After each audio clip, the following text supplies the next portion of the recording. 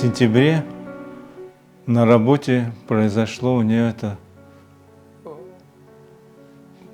потеряла сознание, приступ у нее был. Вот, вызвали скорую. Она это самое, скорая, значит, там укол сделала, все, говорит, надо госпитализировать. Вот, повезли в больницу. Лежала она, когда в больнице, у нее повторный приступ произошел.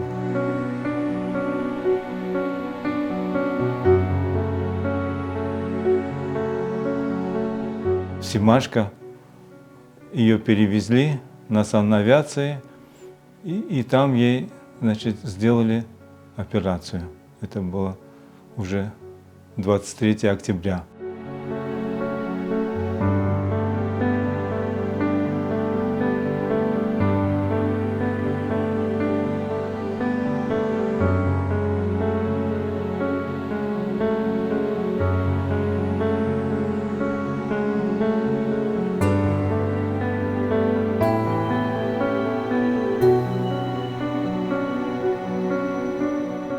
Эта болезнь,